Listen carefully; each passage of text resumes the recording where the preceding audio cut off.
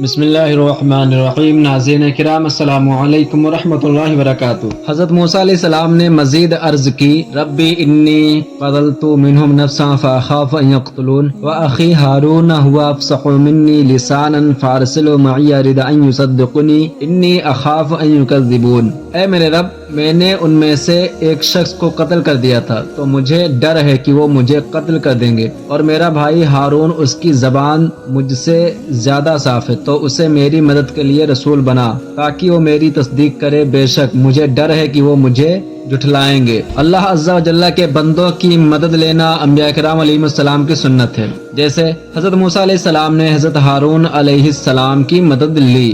اللہ تعالیٰ نے حضرت موسیٰ علیہ السلام کی عرض قبول کی اور ان سے ارشاد فرمایا، سنشد عضدک بأخیک ونجعل لکما سلطانا فلا یصلون الیکما بآیاتنا انتما من اتبعکما الغالبون۔ ان قریب ہم تیرے بازو کو تیرے بھائی کے ذریعے قوت دیں گے اور تم دونوں کو غلبہ عطا فرمائیں گے، تو وہ ہماری نشانیوں کے سبب تم دونوں کا کچھ نقصان نہ کر سکیں گے، تم دونوں اور تمہاری پیروی کرنے والے غالب آئیں گے۔ اس سے معلوم ہوا کہ بزرگوں کی دعا کی بہت عظمت ہے، جیسے حضرت ہارون علیہ السلام کی نبوت میں حضرت موسیٰ علیہ السلام کی دعا کا اثر بھی ہے۔ البتہ یاد رہے کہ نبوت اللہ تعالیٰ کی عطا ہے اور وہ جسے چاہتا ہے عطا فرماتا ہے، اور یہ بھی یاد رہے کہ سید المرسلین صلی اللہ علیہ وسلم کی تشریف آوری کے بعد اب قیامت تک کسی نبی کو نبوت نہیں مل سکتی، کیونکہ آپ صلی اللہ علیہ وسلم آخری نبی ہیں اور آپ کی آمد پر اللہ تعالیٰ نے نبوت کا سلسلہ ختم فرما دیا ہے۔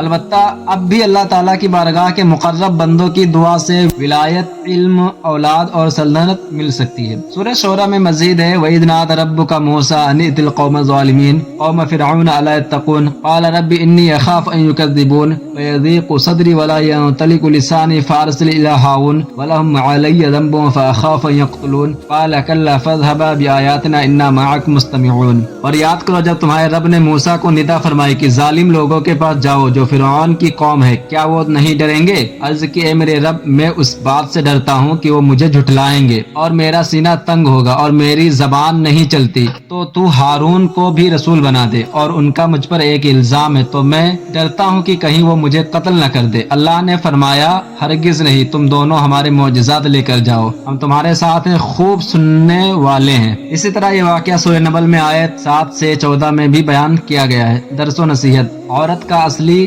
حسن شرم و حیا ہے۔ اللہ تعالیٰ نے حضرت موسیٰ علیہ السلام کو بلانے کے لیے آنے والی دختر شعیب کی شرم و حیا کا بطور خاص ذکر فرمایا، کیونکہ شرم و حیا اور پردے کا خیال رکھنا پچھلے زمانوں میں بھی شریف لوگوں کی خاص علامت رہا ہے۔ قرآن مجید میں اس درس حیا میں ان عورتوں کے لیے نصیحت ہے جو بے پردہ سڑکوں، بازاروں اور دکانوں پر پھرتی ہیں، سج دھج کر دفتروں میں مردوں کے ساتھ کام کرتی ہیں۔ یاد رکھیں کہ قرآن و حدیث کی تعلیم شرم و حیا ہے۔ اللہ تعالیٰ نے سرکش فرعون کی طرف حضرت موسیٰ و ہارون علیہ السلام کو بھیجتے وقت انہیں نرمی کے ساتھ تبلیغ کرنے کی ہدایت فرمائی۔ اس سے معلوم ہے کہ دین کی تبلیغ نرمی کے ساتھ کرنی چاہیے، اور تبلیغ کرنے والے کو چاہیے کہ وہ پیار محبت سے نصیحت کرے، کیونکہ اس طریقے سے کی گئی نصیحت سے یہ امید ہوتی ہے کہ سامنے والا نصیحت قبول کر لے اور اپنے معاملے میں اللہ تعالیٰ کے عذاب سے ڈرے۔ فرعون اور اس کی قوم کے لوگ طرح طرح کے گناہوں اور جرائم میں مبتلا تھے۔ یہاں ان کی ایک مختصر فہرست ملاحظہ ہو۔ نمبر 1، کفر و شرک۔ نمبر 2، خدائی کا دعویٰ کرنا۔ نمبر 3 سے 4، تکبر، سرکشی کے کاموں میں حد سے بڑھنا۔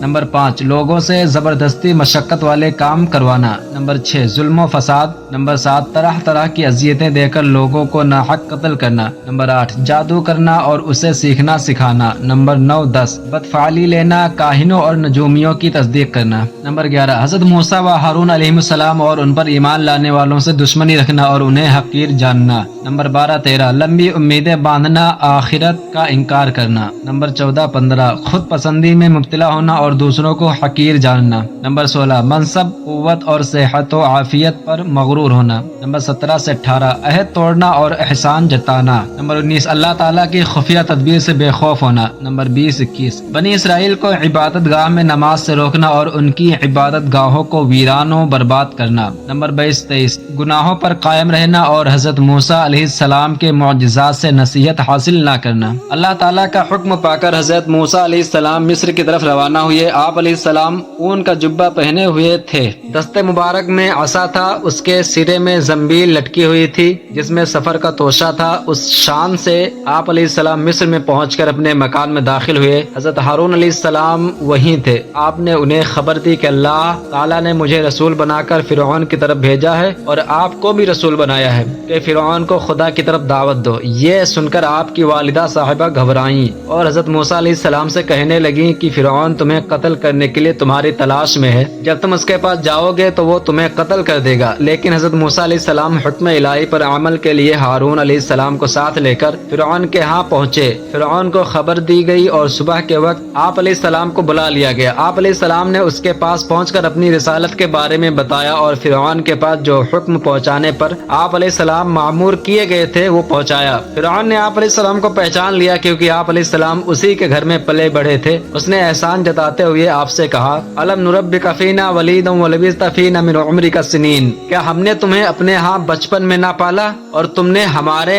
یہاں اپنی عمر کے کئی سال گزارے؟ مفسرین فرماتے ہیں حضرت موسیٰ علیہ السلام نے فرعون کے محل میں 30 سال گزارے اور اس زمانے میں آپ علیہ السلام بادشاہ کے عمدہ لباس پہنتے، اس کی سواریوں میں سوار ہوتے اور اس کے فرزند کے طور پر مشہور تھے۔ فرعون نے مزید کہا، وَفَعَلْتَ فَعْلَتَكَ الَّتِي فَعَلْتَ وَأَنْتَ مِنَ الْكَافِرِينَ، اور تم نے اپنا وہ کام کیا جو تم نے کیا اور تم شکریہ ادا کرنے والوں میں سے نہیں ہو۔ یعنی اے موسیٰ، تم نے ہمارے احسانات کے باوجود قبطی کو قتل کیا اور تم ناشکرے ہو کہ تم نے ہمارے احسانات کی شکر گزاری نہ کی اور ہمارا ہی ایک آدمی قتل کر دیا۔ حضرت موسیٰ علیہ السلام نے فرعون سے فرمایا، فَعَلْتُهَا إِذًا وَأَنَا مِنَ الضَّالِّينَ فَفَرَرْتُ مِنْكُمْ لَمَّا خِفْتُمْ فَوَهَبَ لِي رَبِّي حُكْمًا وَجَعَلَنِي مِنَ الْمُرْسَلِينَ، میں نے وہ کام اس وقت کیا تھا جبکہ مجھے راہ کی خبر نہ تھی، پھر جب میں نے تم لوگوں سے ڈر محسوس کیا تو میں تمہارے پاس سے نکل گیا، تو میرے رب نے مجھے حکمت عطا فرمائی اور مجھے رسولوں میں سے کر دیا۔ یعنی میں نے قبطی والا وہ کام اس وقت کیا تھا جب میں نہ جانتا تھا کہ گھونسا مارنے سے وہ شخص مر جائے گا، کیونکہ میرا اس قبطی کو مارنا اسے ظلم سے روکنے اور ادب سکھانے کے لیے تھا، قتل کرنے کے لیے نہیں۔ پھر جب میں نے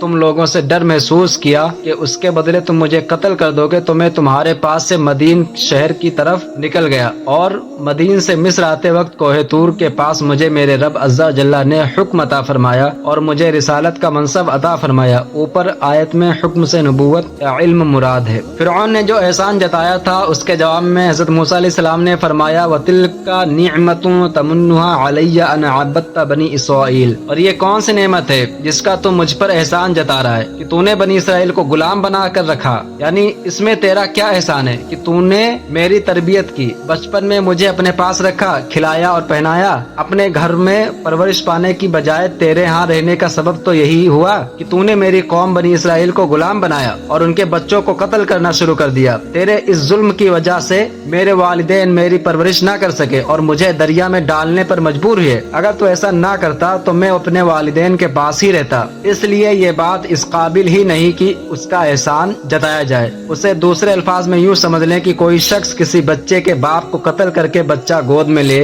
اور اس کی پرورش کرے، پھر بڑا ہونے پر اسے احسان جتلائے کہ بیٹا تو یتیم و لاوارث تھا، میں نے تجھ پر احسان کیا اور تجھے پال پوس کر بڑا کیا، تو اس کے جواب میں وہ بچہ کیا کہے گا؟ وہ یہی کہے گا کہ اپنا احسان اپنے پاس سنبھال کر رکھ، مجھے پالنا تو تجھے یاد ہے لیکن یہ تو بتا کہ مجھے یتیم و لاوارث بنایا کس نے تھا؟ حضرت موسیٰ علیہ السلام کی اس تقریر سے فرعون لاجواب ہو گیا، تو اس نے یہ گفتگو چھوڑ کر دوسری بات شروع کر دی اور کہا، وما رب العالمین، اور سارے جہان کا رب کیا چیز ہے؟ حضرت موسیٰ علیہ السلام نے جواب دیا، رب السماوات والارض وما بینہما ان کنتم موقنین، آسمانوں اور زمین کا اور جو کچھ ان کے درمیان میں ہے وہ سب کا رب ہے اگر تم یقین کرنے والے ہو سکتا ہے کہ فرعون نے اللہ تعالیٰ کی جنس و ماہیت کے متعلق سوال کیا ہو، لیکن حضرت موسیٰ علیہ السلام نے اس کے سوال پر اللہ تعالیٰ کے افعال اور اس کی قدرت کے وہ آثار ذکر فرمائے جن کی مثل لانے سے مخلوق عاجز ہے۔ چنانچہ فرمایا کہ سارے جہان کا رب وہ ہے جو آسمانوں اور زمین میں اور جو کچھ ان کے درمیان میں ہے ان سب کو پیدا کرنے والا ہے۔ اگر تم لوگ اشیاء کو دلیل سے جاننے کی صلاحیت رکھتے ہو تو ان چیزوں کی پیدائش اس کے وجود کی کافی دلیل ہے۔ اس مفہوم کے اعتبار سے آیت سے یہ بات معلوم ہوتی ہے کہ ہر شخص سے اس کے لائق گفتگو کرنی چاہیے۔ حضرت عبداللہ بن عباس رضی اللہ عنہما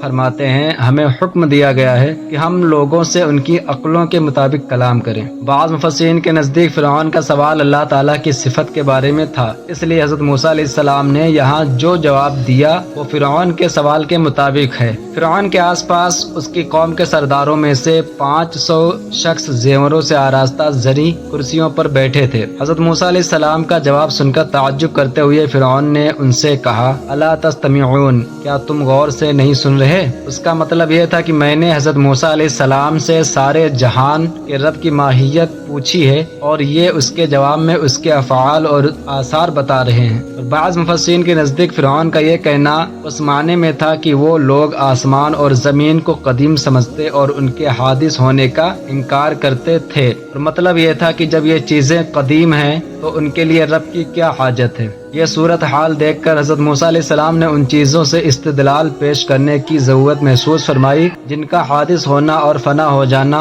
ان کے مشاہدہ میں آ چکا تھا۔ چنانچہ آپ علیہ السلام نے فرمایا، ربکم و رب آبائکم الاولین، وہ تمہارا رب ہے اور تمہارے پہلے باپ داداؤں کا رب ہے۔ یعنی اگر تم آسمان و زمین کے رب اور مالک ہونے کی دلیل سے نہیں سمجھ پا رہے تو خود اپنے وجود میں غور کر لو۔ تم اپنے آپ کے بارے میں تو جانتے ہو کہ پیدا ہوئے ہو، اور اپنے باپ دادا کے بارے میں جانتے ہو وہ فنا ہو گئے، تو تمہاری اپنی پیدائش اور تمہارے باپ دادا کے فنا ہو جانے میں اس رب تعالیٰ کے وجود کا ثبوت موجود ہے جو پیدا کرنے والا اور فنا کر دینے والا ہے۔ حضرت موسیٰ علیہ السلام کا جواب سن کر فرعون نے کہا، انا رسولکم الذی ارسل الیکم لمجنون، بے شک تمہارا یہ رسول جو تمہاری طرف بھیجا گیا ہے ضرور دیوانہ ہے۔ یعنی معاذ اللہ، تمہارا یہ رسول جو تمہاری طرف بھیجا گیا ہے ضرور یہ دیوانہ ہے کہ یہ سوال ہی نہیں سمجھ سکا، تو اس کا جواب کیا دے گا؟ بعض مفسرین کے نزدیک فرعون نے یہ اس لیے کہا کہ وہ اپنے سوا کسی معبود کے وجود کا قائل نہ تھا، اور جو اس کے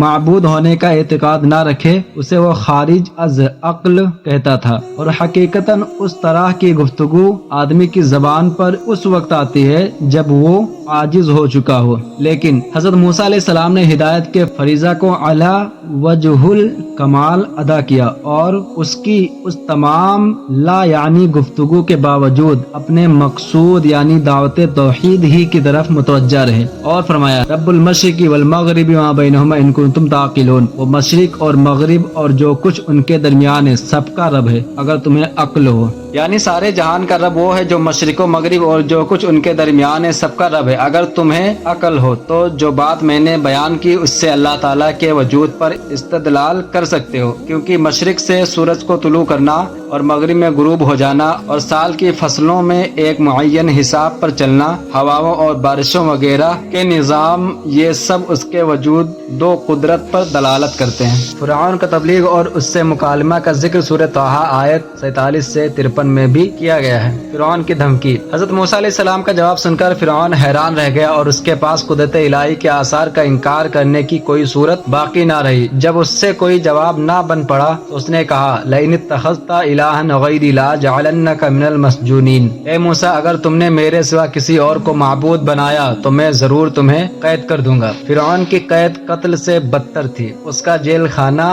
تنگ و تاریک اور گہرا گڑھا تھا جس میں بندے کو اکیلا ڈال دیتا، نہ وہاں کوئی آواز سنائی دیتی اور نہ کچھ نظر آتا تھا۔ دھمکی سن کر حضرت موسیٰ علیہ السلام نے فرعون سے فرمایا، اولو جئتک بشیء مبین، کیا اگرچہ میں تیرے پاس کوئی روشن چیز لے آؤں؟ یعنی کیا تو مجھے قید کر دے گا اگرچہ میں تیرے پاس حق و باطل میں فرق واضح کرنے والا کوئی معجزہ لے کر آؤں اور یہ معجزہ میری حقانیت اور رسالت کی دلیل ہو؟ اس پر فرعون نے کہا، فأتی بہ ان کنت من الصادقین، اے موسیٰ اگر تم سچوں میں سے ہو تو وہ نشانی لے آؤ۔ فرعون کے نشانی طلب کرنے پر حضرت موسیٰ علیہ السلام نے اپنا عصا زمین پر ڈال دیا تو اچانک وہ بالکل واضح ایک بہت بڑا سانپ بن گیا اور فرعون کی طرف متوجہ ہو کر کہنے لگا، اے موسیٰ علیہ السلام، مجھے جو چاہے حکم دیجئے۔ تفسیر ساوی میں ہے جب حضرت موسیٰ علیہ السلام نے اپنا عصا نیچے رکھا تو وہ زرد رنگ کا ایک بال دار اژدہا بن گیا۔ اس کے دونوں جبڑوں کے درمیان تقریباً 120 فٹ کا فاصلہ تھا۔ وہ اپنے دم پر کھڑا ہو گیا، اس کا ایک جبڑا زمین پر تھا اور دوسرا جبڑا فرعون کے محل کی دیوار پر تھا۔ وہ اژدہا فرعون کو پکڑنے کے لیے دوڑا تو فرعون اپنا تخت چھوڑ کر بھاگ گیا اور گھبرا کر حضرت موسیٰ علیہ السلام سے کہا، اس کی قسم جس نے تمہیں رسول بنایا، اسے پکڑ لو۔ حضرت موسیٰ علیہ السلام نے اسے اپنے دست مبارک میں لیا تو وہ پہلے کی طرح عصا بن گیا۔ فرعون کہنے لگا، اس کے سوا اور بھی کوئی معجزہ ہے؟ آپ علیہ السلام نے فرمایا، ہاں۔ پھر آپ علیہ السلام نے اپنا ہاتھ گریبان میں ڈال کر نکالا تو اچانک اس سے سورج کی سی شعاع ظاہر ہوئی جس سے دیکھنے والوں کی نگاہیں چکا چوند ہو گئیں۔ قرآن پاک میں ہے، فَأَلْقَىٰ عَصَاهُ فَإِذَا هِيَ ثُعْبَانٌ مُّبِينٌ وَنَزَعَ يَدَهُ فَإِذَا هِيَ بَيْضَاءُ لِلنَّاظِرِينَ۔ تو موسیٰ نے اپنا عصا ڈال دیا تو اچانک وہ بالکل واضح ایک بہت بڑا سانپ ہو گیا، اور اپنا ہاتھ نکالا تو اچانک وہ دیکھنے والوں کی نگاہ میں جگمگانے لگا۔ ان معجزات کا ذکر سورہ اعراف آیت 107 108 میں بھی کیا گیا ہے۔ معجزات کو جادو اور دعوت توحید کو نئی بات کہنا۔ ان نشانیوں کا مشاہدہ کرنے کے بعد سمجھنے کی بجائے فرعونیوں نے کہا، ما ھذا الا سحر مفتری وما سمعنا بھذا فی آبائنا الاولین۔ یہ تو صرف ایک بناوٹی جادو ہے اور ہم نے اپنے اگلے باپ داداؤں میں یہ بات کبھی نہیں سنی۔ ان بد نصیبوں نے معجزات کا انکار کر دیا اور ان کو جادو بتایا، اور اس کا سبب یہ بنا کہ اس زمانے میں جادوگر پائے جاتے تھے جو مختلف قسم کے حیرت انگیز کرتب دکھاتے تھے۔ حضرت موسیٰ علیہ السلام کا معجزہ دیکھ کر ان کا ذہن جادو کی طرف چلا گیا۔ حالانکہ یہاں دو باتوں کا نہایت واضح فرق تھا۔ ایک تو یہ، جو چیز حضرت موسیٰ علیہ السلام نے دکھائی تھی ویسی جادوگر کبھی نہ دکھا سکے، اور دوسری بات کہ موسیٰ علیہ السلام کے پاکیزہ کردار اور جادوگروں کے گھنونے افعال و کردار میں زمین و آسمان کا فرق تھا، اور یہی فرق جادو اور معجزہ میں فرق کرنے کے لیے کافی تھا۔ فرعونیوں کا حضرت موسیٰ علیہ السلام کے معجزات کو جادو کہنے کا مطلب یہ تھا کہ جس طرح جادو کی تمام اقسام باطل ہوتی ہیں، اسی طرح معاذ اللہ یہ معجزات بھی باطل ہیں۔ آپ علیہ السلام نے ان کے جواب میں ارشاد فرمایا، ربی عالم بما جاء بالہدی من عنده وما تكون له عاقبۃ الدار انه لا يفلح الظالمون۔ میرا رب خوب جانتا ہے جو اس کے پاس سے ہدایت لائے اور جس کے لیے آخرت کے گھر کا اچھا انجام ہوگا، بے شک ظالم کامیاب نہیں ہوں گے۔ یعنی میرا رب عز و جل اسے خوب جانتا ہے کہ کون ہم میں سے حق کو ہدایت پر ہے اور کسے آخرت کا اچھا انجام نصیب ہوگا۔ اگر تمہارے گمان کے مطابق میرے دکھائے ہوئے معجزات جادو ہیں اور میں نے انہیں اللہ تعالیٰ کی طرف منسوب کر کے جھوٹ بولا ہے تو اللہ تعالیٰ مجھے یہ کبھی عطا نہ فرماتا، کیونکہ وہ غنی اور حکمت والا ہے اور اس کی یہ شان نہیں کہ وہ کسی